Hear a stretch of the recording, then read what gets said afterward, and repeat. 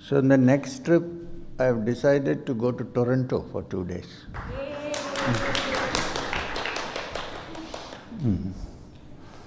Explore what's happening there.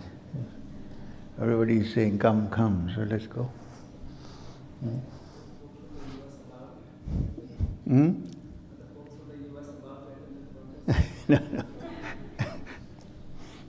I'm just going for a visit, for a 2-day visit, because they said it's close to Texas, it's not so far away.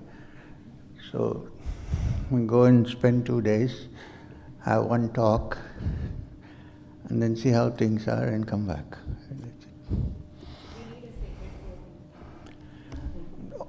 Look, let me go and see the place.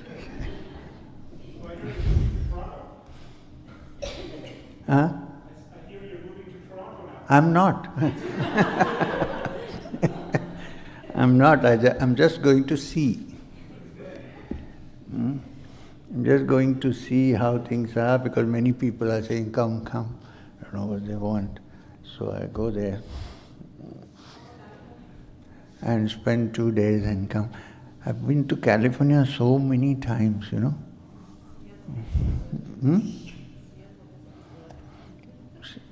Seattle? It's cold.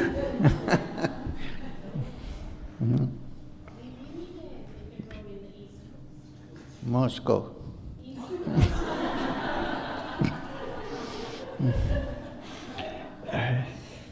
Okay. Oh yeah, you were saying so. Sorry. So my question is, the truth is here. Here? Really? Okay. Let's say it is here. Okay. Let's say that it is here. Yeah. Okay. Yeah, so we can catch it with our 5 senses. We can? We cannot catch, or we cannot understand, or we can do anything with our 5 senses. You cannot. And we cannot even gather any information about it through knowledge, because you enter a greater darkness. Yes. So,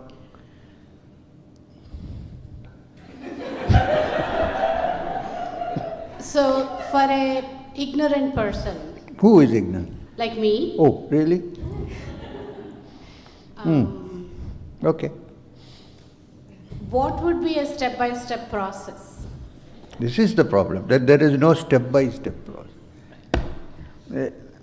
So you either accept it and try to work towards it, or you accept it and you have to know it right at that moment. To understand this fact, there is a step-by-step movement. To understand this fact, not to find the truth.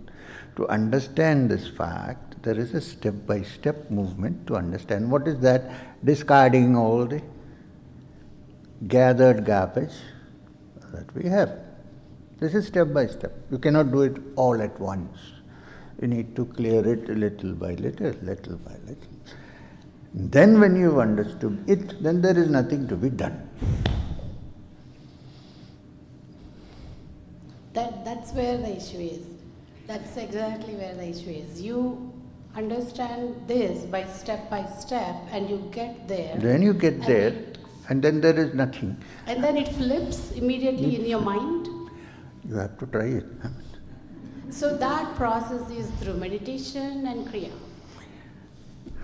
Kriya, meditation, all these things are the step-by-step things that you discuss, not that. Not that. But without that, there is no way one can look into it. So contemplation? Contemplation is a large word. It means, suppose I sit here and look at this setting sun, that's also contemplation. Suppose I sit at my desk and I am thinking of something in depth, that is also contemplation. Contemplation need not necessarily have a spiritual or a religious connotation. Contemplation is when the mind, trying to free itself from too many factors, is trying to look at something carefully with attention. This is contemplation. So yes, it is required. But the problem is to say that I can find it. Contemplation is to understand that this I is always a barrier to that. This is contemplation. Right. In the 11th one, it's the knowledge and ignorance. The person who knows these two together, and then Yes. goes through death by ignorance. Yes. That's what we're saying. But that is so confusing. It's that utter confusion. The idea is to confuse. So that you realize that through the ordinary modes of thinking, it cannot be found. To prove that all this confusion business is going on. They're not deliberately trying to confuse you. They're trying to point out that here is not a linear process, that it is there, the truth, and you are moving towards it. Here, the truth being here and everywhere, how do you move towards it? Maybe when all movement stops, you see it. And everything else is a preparation to stop that movement. So, sorry, I'm taking it longer, but so any kind Doesn't of matter. puja, stotra, or any kind of yoga or kriya or anything is a movement. So everything has to absolutely stop. It will not stop until there is movement. All this is necessary to move to a point where the mind becomes still. That's all. Beyond that, you cannot do anything. Yeah. You cannot do anything. I cannot do anything. Otherwise, what happens? Oh, I am meditating. I am a Kriyavan. I spend 10 hours doing my puja. All these things, when they enter the mind, they become effective barriers to the truth. If you think of truth as something which is here and now. We have seen in the past people, sorry, I can go on a little bit more because,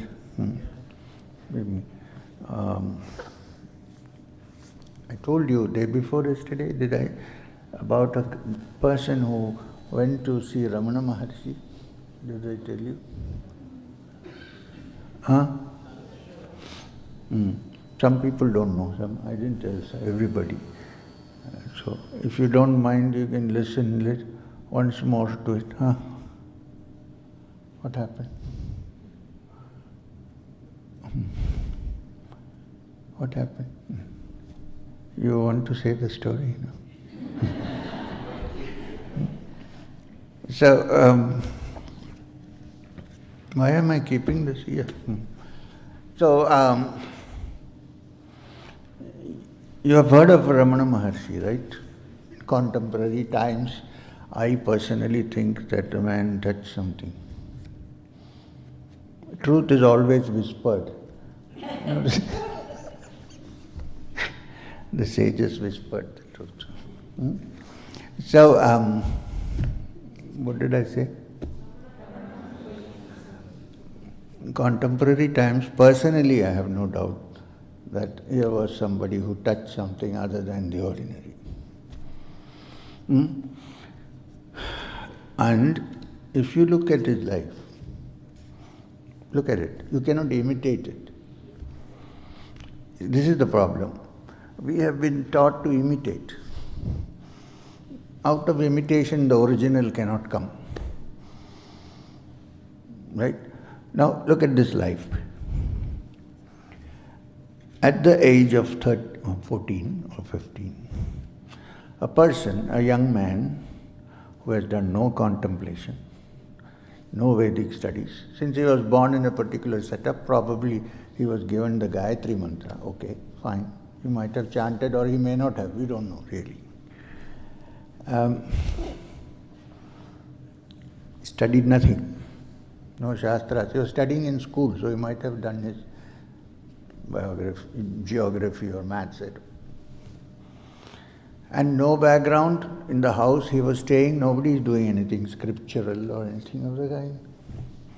He doesn't have a guru, no teacher. Okay. Then, one day, out of the blue. We say out of the blue because we can't find any other explanation for it. He finds that he experiences that he is not the body. It's not a thought. People think, oh, he lay down and thought, I am not the body. Many people can think so, but nothing will happen. He actually felt that he was not the body. And then he said, look, he has not studied anything. He has not been told Atman is not Sharira, nothing. What I am saying is that you cannot imitate. And then he lies down and he says, this is how dead bodies are when they're taken to the cremation ground. And he sees himself as a distinct entity from the body that is lying there. And then starts the enquiry. If I am not the body, as I see it, then what am I? Or who am I? Or where am I? The inquiry begins. He doesn't go to anybody, because the thread of inquiry has already started in his mind. He doesn't go to a teacher.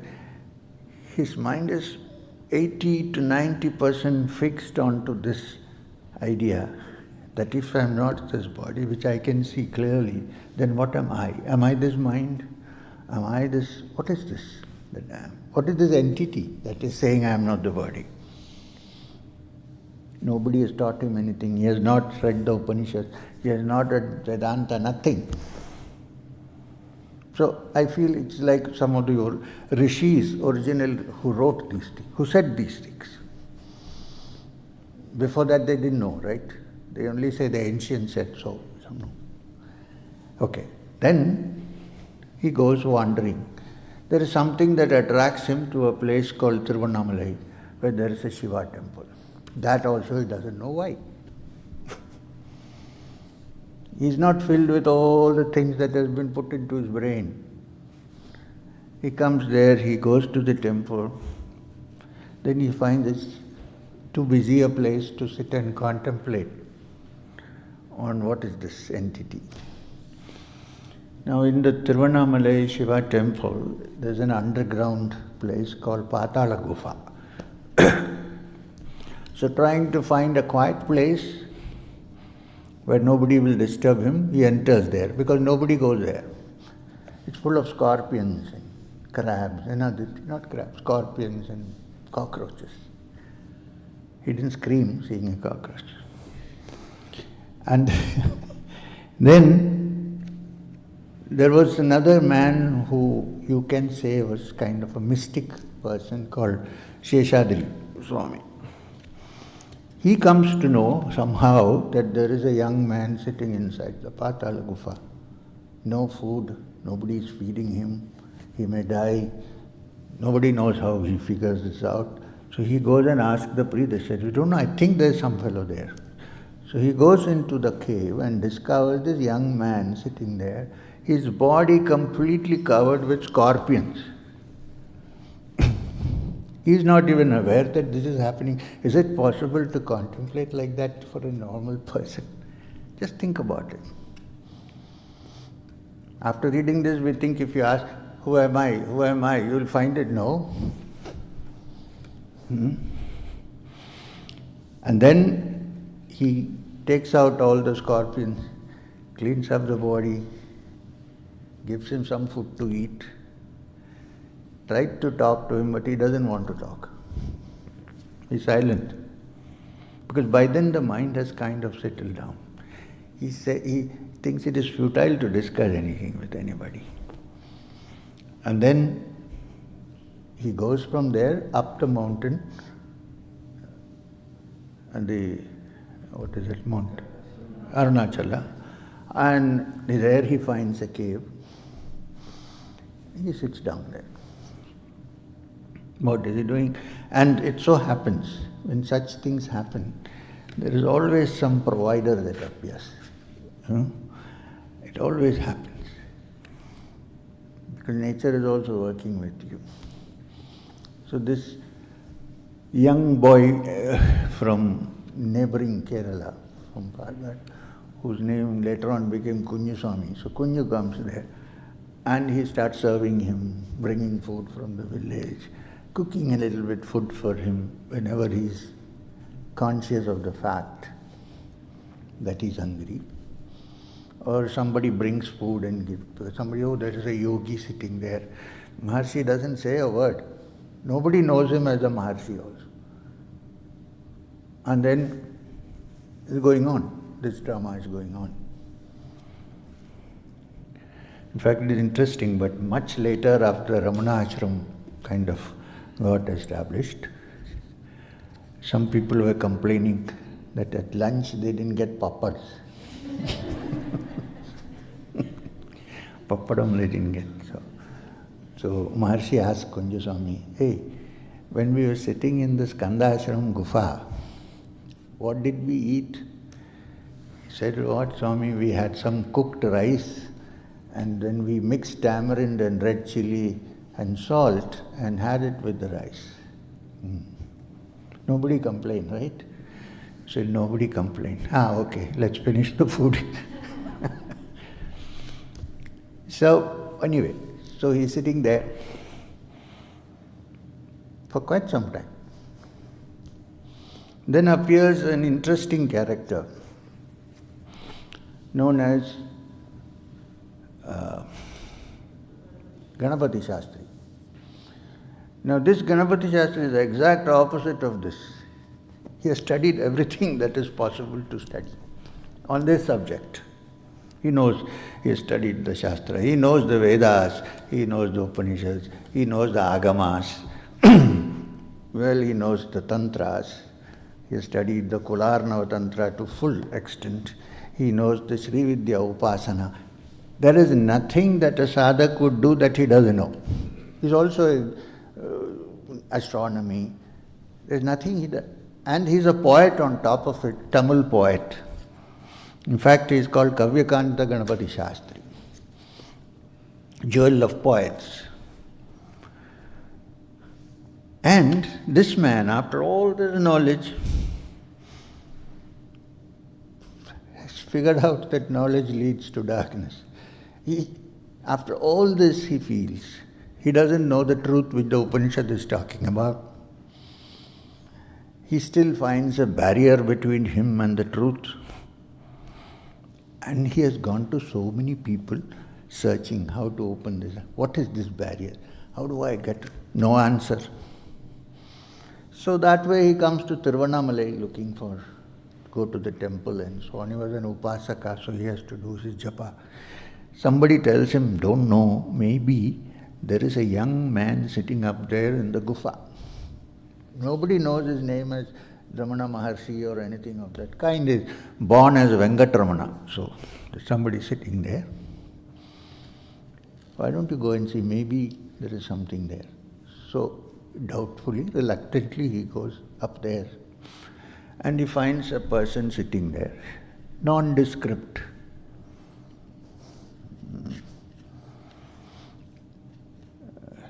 It's only after people become famous that everybody starts looking at the attractive parts of a person.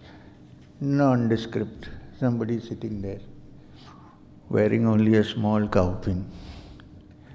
And his eyes are open, eyes are not closed. As I said in the morning, if it is outside and inside, there is no need to close your eyes, it is also outside. You wouldn't have seen a single picture of Ramana Maharishi with eyes closed. No need. So he's sitting there, no eye closed contemplation. And his eyes are open, but they're not blinking. They're just open. And he's staring somewhere into space. So this man is sitting in front, but he's like, Mishti is sitting and I am looking through her into the forest. But you should give it to him that he didn't say, hey, what is this, and go away. That is his maturity. He sat maybe for 45 minutes or so. Then slowly the eyes focused on him. He defocused and then focused on him. And then he just did this, which is a very Indian, South Indian gesture saying, what do you want? What is it? Why have you come here? Why are you staring at me? So our man was waiting for the signal, So he had 15 minutes of verbal diarrhea.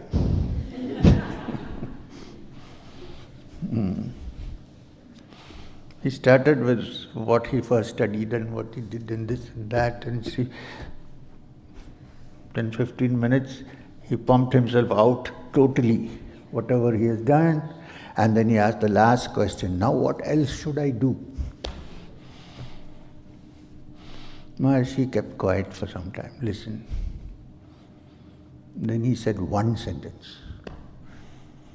In Tamil he said, "Konja neram summa irukka mudiyuma? Can you just shut up for a while? For a minute."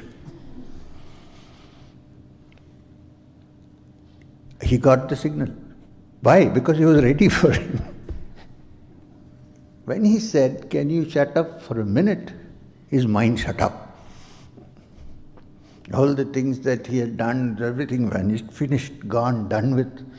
And he suddenly saw that it was a futile thing. Just sit, be, blissfully be. B-E-E.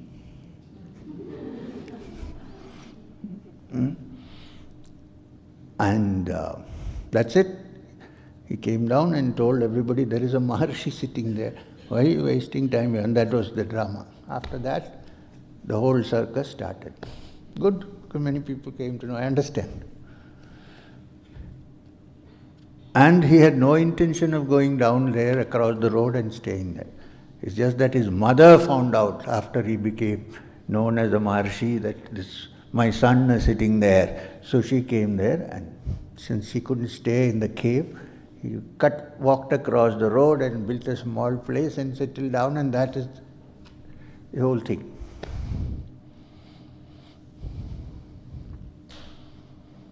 So, it's like that. You were saying something. You said.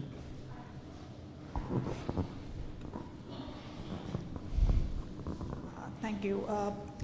So you had mentioned earlier that it's helpful to be in the presence of an enlightened being or a guru. So that not a guru, I didn't say. Okay, enlightened being. Close contact so that you get the direct support to experience the Supreme Being, hopefully. But in the absence of being able to have that close contact, what is the possibility for somebody to experience that? I mean, gaining the knowledge is fine, but experience is different. All the texts, all the teachings that are given need to be read first, carefully. If it was not supposed to be read, then they would not have been said. So since we are not listening to that, now we have it in record, so we can read it. So listen, read to all these things that are happening, all the things that have been said about what you are seeking. Read. Familiarize yourself with that. And then see if the desire for that which you are seeking has really become a burning desire in you. See this, because I think, look at Maharishi's life. There's a burning desire, one-pointed attention to that. Nothing else matters. The most important thing. Not that it's a hobby or in addition to what one is doing in life and so on. Because it's like, look at a great scientist who is doing research on something. Marie Curie died because of her research, radiation. But she didn't give up. So, it's good to familiarize yourself with all the literature and all the lives of people who have gone through it till it becomes such a burning desire that you're satisfied with nothing but that. Then you have no excuse. You don't ask anybody what I should do. Then, if it is essential for a particular person to get in close proximity to somebody who has experienced it, it will happen. This is my experience. And I did go searching because it was a burning desire. I burnt my bridges. I left. I don't know whether I did it, but it happened. Everything burnt and flew off and fell off. And I was almost on the verge of saying that it is all finished and there's nothing one can do about it. Somebody came and said, "Hey, come in." So I think till that happens,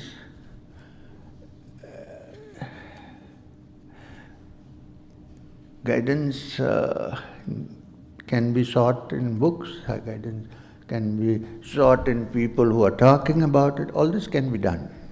But till you get that burning desire, one-pointed, sometimes if you have that, you don't even need anybody. If you need, then what you need will come.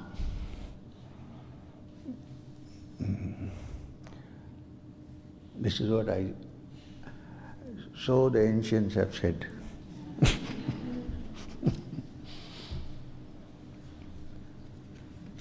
Look, you took away 1/4 of the time. It's okay, it's a good thing. Everybody understood. If everybody understood something at least, then we are still doing the Upanishad. Upanishad is not this book, not just this text, right? So I'm not complaining.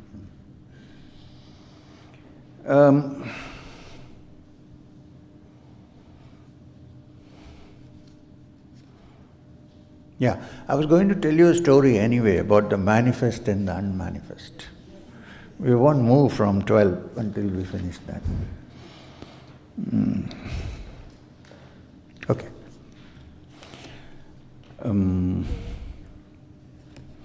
Is the unmanifest actually different from the manifest? Or are there two modes of looking at the same thing?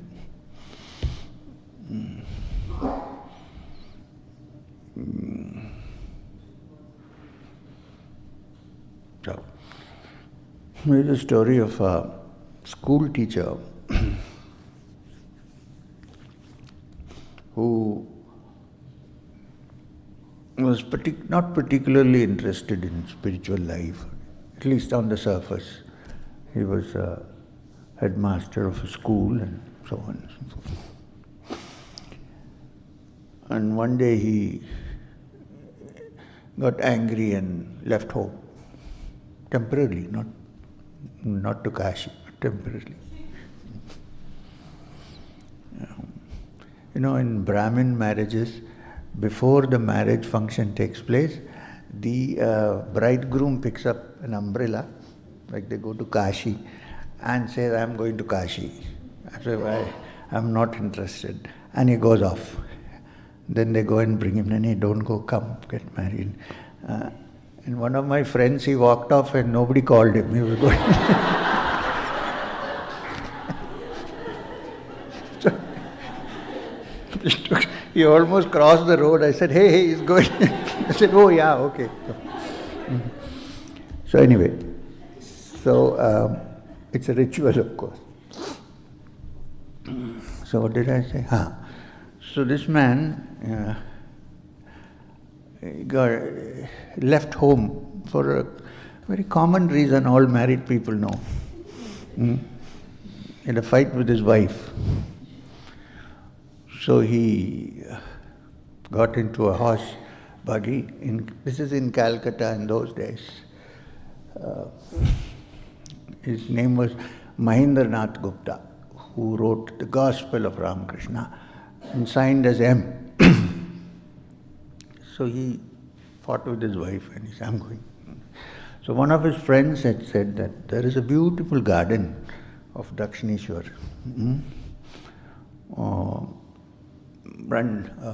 founded by Rani Rasmani. It's a beautiful place. Maybe you should go there and cool down, calm yourself down.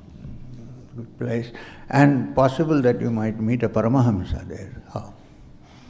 Paramahamsa, the holy man. He said, I'm not interested in the Paramahamsas, but I would like to explore the garden. So,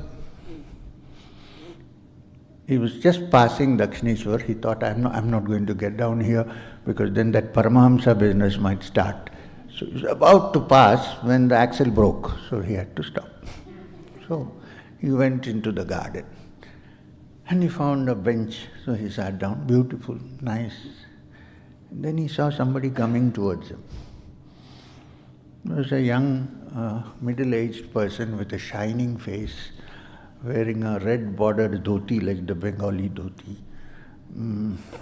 And it was winter, so there was a black bandgala coat on top, and very shining face, and nice polished leather jutis, and red lips, because it was just after lunch, so it chewed some pan. There was some guy coming from there. So when he came, he asked him, he said, oh, so you're new to this place? He said, yes. Sit down, sit down. Then this man said, do you know anything about a Paramahamsa who lives here? He said, I don't know about all that, but sit down, let's have a chat. So he sat down and had a chat. Suddenly, in the midst of all that, he asked him, so do you believe in God? The other man asked him. He said, yeah, I believe. What kind of God do you believe? So he was thinking, where is this conversation heading now? He thought of relaxing here, God. So he said, I believe in formless. So yeah, do you believe in God with form or without form? He said, I believe in formless God. I do. Those days in India there was an organization called the Brahmo Samaj. They did not believe in worshipping what they called, in inverted commas, idols. God as a being sitting somewhere and so on, formless. So he said, I believe. Oh, he said, Brahmo Samaj. He said, yes, yes. Good. And then he said, next question. So your God, does he sit in some special locality in some heaven, or is he everywhere, all pervading? He said, he's everywhere. Okay. Then he said, you see that temple there? There's an image of the goddess there. Yeah, I said, I can see it. I don't see them, but I can. So if your God is all pervading, is everywhere, he should also be there in that image, right? He said, yeah, logical, yes, but then people have to be taught, that actually you are not worshipping the image, but you are worshipping. He said, this is the problem with you, young Bengal. You don't know what you're doing and you want to teach others. Anyway, it doesn't matter. Then he shifted to the subject. This guy came back home, didn't even think about it. But he said, I'm not going to meet this guy again. He is not. I don't want to caught up in all this. They went off. But something happened between them. We don't know what happened. And one day, this man, not this man, not M, Thakur Ramakrishna was sitting in his little room near the temple. If you go there, you'll still see the room there. And this is the room where all the young boys used to gather together and have fun, generally. He gave them rasgullas to eat and they had great fun, cracking jokes. And they are one of the boys who became Swami Vivekananda. In fact, people used to say, what is this fellow doing, this temple priest, mad fellow? He's getting all these boys who are cutting their classes, coming and sitting here, eating rasgullas, cracking jokes, spoiling them. They are the ones who became all those big stalwarts in the movement. So anyway, so he was sitting with the boys, it was a Sunday, and he said some story about a priest in a temple who used to lace the milk which was given as prasad with opium. So one day a peacock came and drank the milk. And then he said then, every day, every week on that day, at that time, the peacock used to come because of the opium. So everybody laughed and all that nice. Then he said, and that peacock is going to come now. They couldn't understand because sometimes he said meaningful things, sometimes he said meaningless things, so they didn't know what he was saying. Peacock will come now, so they just let it go. It was a Sunday, so no school for him, for Mahendranath. So he thought where to go. Suddenly, why not I go and see this place again? So he came. And as he was entering, Thakur whispered to the guy sitting, the peacock has come. So when he entered, everybody started laughing. He didn't know why they were laughing, why he was the butt of a joke. But he laughed. So afterwards, when they were all dispersing, he asked the boy, hey, why were you laughing? Do I look funny? He said, no, this story was told. He said, the peacock will come. And when you entered, he said, the peacock has come. So that's why we laughed, you are the peacock. So every Sunday, this peacock went after that. And then he started noting down whatever was being said, the conversations. In the beginning, he did it secretly. Somewhere in the middle, suddenly Thakur asked him, have you noted it down? Then they knew that he is kind of appointed as the official biographer. That collection is called the Gospel of Ramakrishna. It's a beautiful book. Gospel of Ramakrishna by M. Why I said this story is that what is with form and what is without form, and what is inside and what is outside, and what is manifest and what is unmanifest, they are all the same. It's just different frequencies. So when somebody understands this, there is no going anywhere, inside or outside, this way or that way. Everything is still. When everything is still, that is it, it's over. In Tamil there's a kada mudinjide. It's finished. It's finished. Kotha hoy gelo in Bengali. So, I said, the story is over.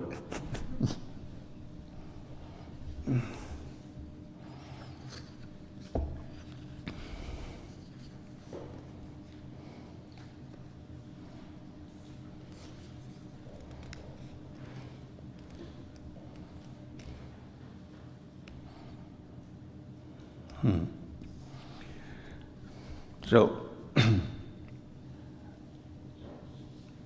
distinct indeed, they say, is what results from the manifest. Distinct, they say, is what results from the unmanifest. Thus have we heard from those who have explained this to us. Iti Shushrumadhiranam yanastad vyajachakshire. This is what we have heard from those who have explained, the wise who have explained to us, that the manifest is one and the unmanifest is another. You understand both and you clear the rope. Now we discuss two stories which kind of cover this subject, right? The unmanifest and the manifest. He who understands the manifest and the unmanifest together crosses death through the unmanifest and attains life eternal through the manifest. That means he crosses death, which means discovers the element in oneself which is not affected by death, and therefore it enters eternal life. His hair has grown more.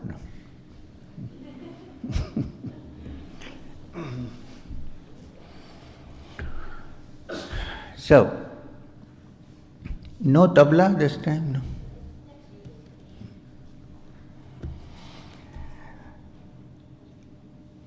So, he who understands the manifest and the unmanifest together, which means understanding that the manifest and the unmanifest are only two modes of the same thing, crosses death through the unmanifest, realizes that the unmanifest is my true essence and therefore there is no death, and attains life eternal through the manifest. Through understanding the manifest, he understands the unmanifest and enters life eternal. Okay, now the last 15, 16, 17 and 18 are the slokas which are usually chanted, used to be chanted, when somebody is dying.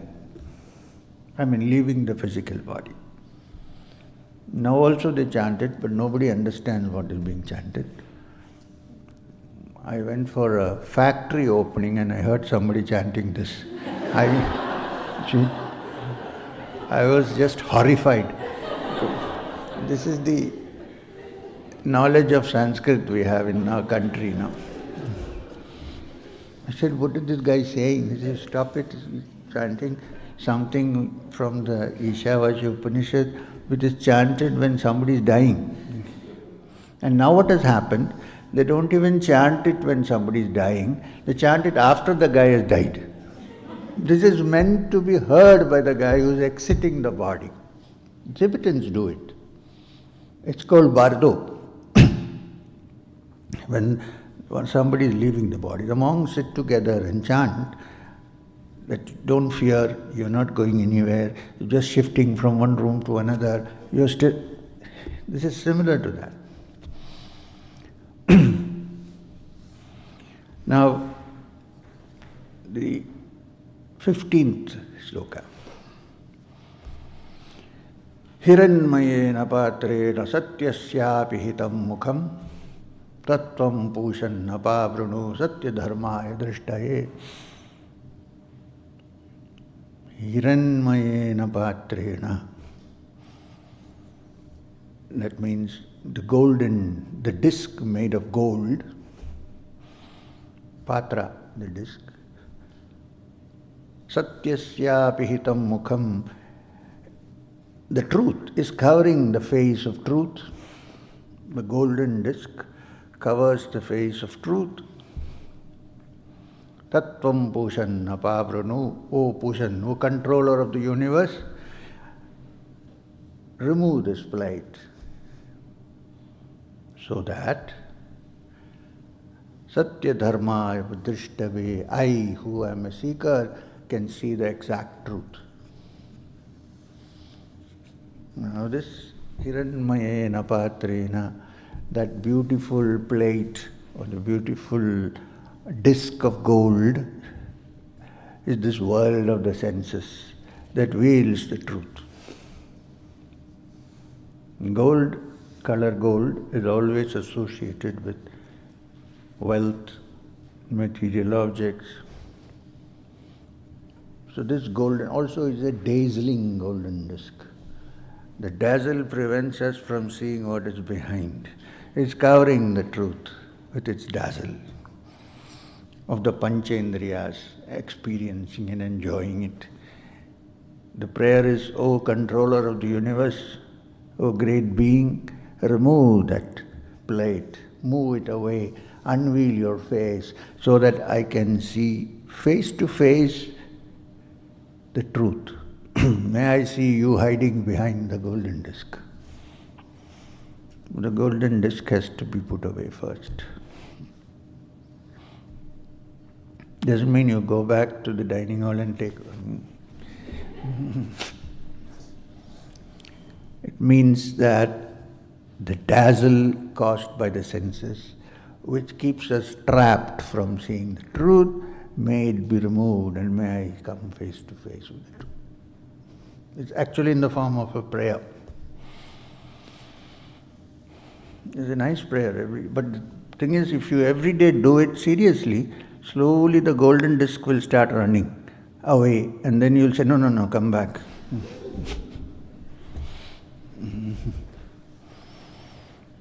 It's not easy.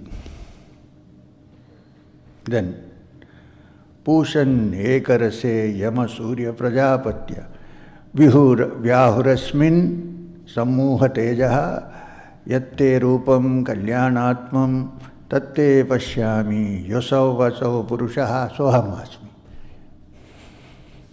Which means, oh, the seer, Pushan, the controller of the universe, the seer, S-E-E-R, one who sees, the witness. Oh, controller, oh, sun, Surya. The sun is supposed to be the controller of this solar system. So it's a symbol of the controller of the Atman, O sun, who is the offspring of Prajapati, which means Praja is life and Pati is the Lord of all life. Spread forth your rays and gather up your radiant light, that not being dazzled, I may behold you of the loveliest form. O Surya, symbol of the Supreme Being, withdraw your dazzling light rays so that I can see your beautiful form. And now I can't because they're too bright. Take them off so I can see them, see you as you are, in your loveliest form. And then it says, whosoever that person yonder is, yo so asau purushaha, that Supreme Purusha. And then one shot. Soham Asmi, I am that.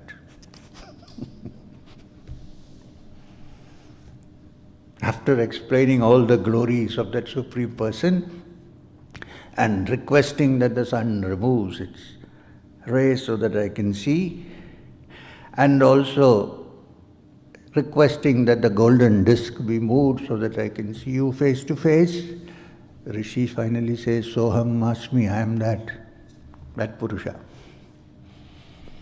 When I have removed all the golden discs, when I have freed myself from all this, I am no other than that great being is my own self. It's a Upanishad. It goes there and then it comes here.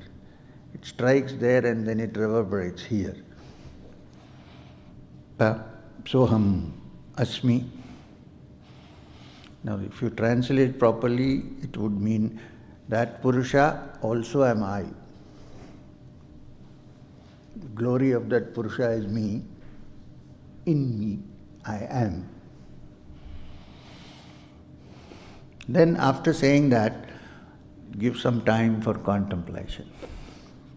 Because remember that in many cases, even though it's meant to be said when a person is dying, how many people know Sanskrit now? So there's no point. Even though it is meant to be said at that point, it also means that death is something that can happen at any time. So it is meant for everybody. Not just wait for the moment to study this, but understanding that death can happen at any time. A chant to understand this. But generally it is chanted when one is leaving, because nobody thinks about these things till death approaches, right? Then you get this fear of, so then they chant it. And then therefore the 17th verse says, Vayuranilam amritam matedam bhasmantam shariram Om kritosmara kritam smara kritosmara kritam remembrance. Peter, you said Lahari Mahasaya, I said remembrance. Here is a sloka saying remember, remember, remember. What do you remember? May this life enter into the immortal breath from where it came. May this body end in ashes. Remember, remember, remember that you are actually the Supreme Self. Remember, O intelligence, what has been done. Remember. What has been understood. Remember. Vayur anilam amritam atedam bhasmantam shariram. May this life enter into the immortal breath, then may this body end in ashes. O mind, remember what has happened before. Remember you are the self. O intelligence, remember what you have understood. Remember, because it's very easy to forget at that time, out of fear. There are people who even name their children with God's name, so that when they're about to go, there's no other, they say, oh Narayana, come here. So it doesn't work. Oh Narayana, come here, bring my safe keys.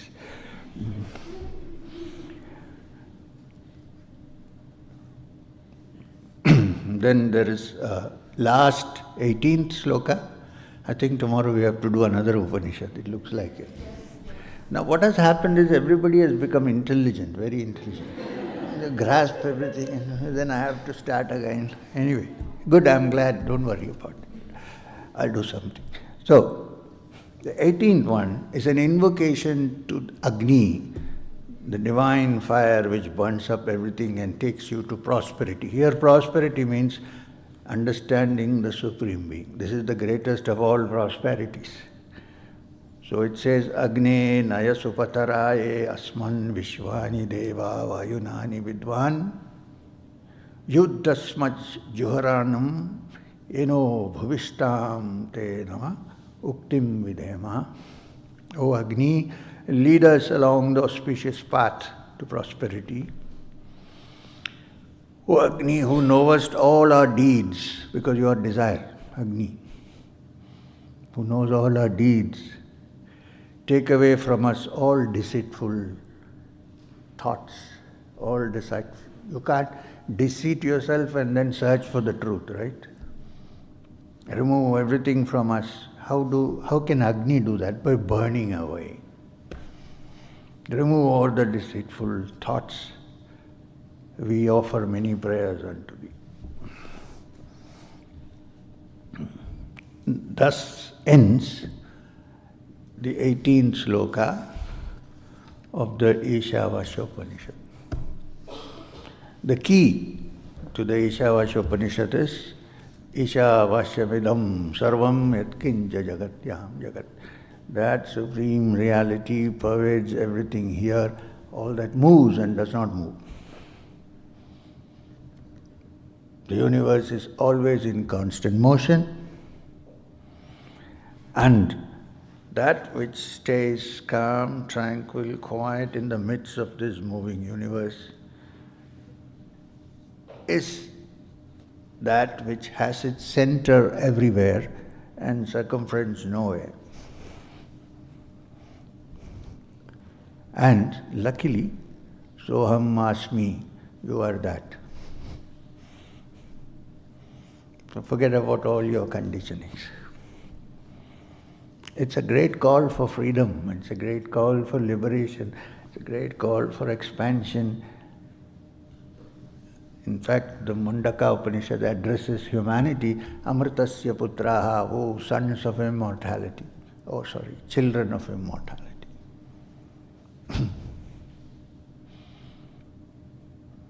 So with that, Ishavasya Upanishad as a text is over. Ishavasya Upanishad as an understanding, you have to decide when it is happening. We have enough to think about, to cerebrate about. And then tomorrow. So we have a half an hour meditation after a while, which is just silent meditation, settling into the true self.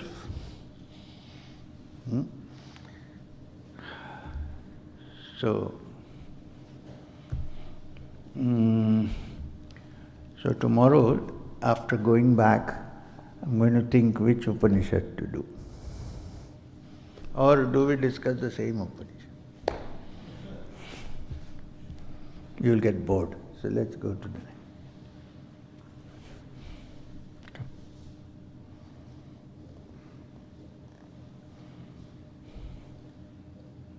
What?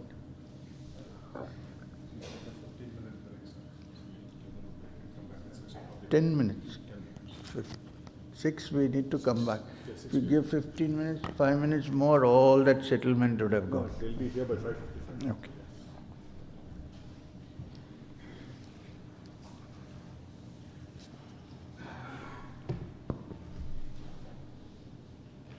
Shall I?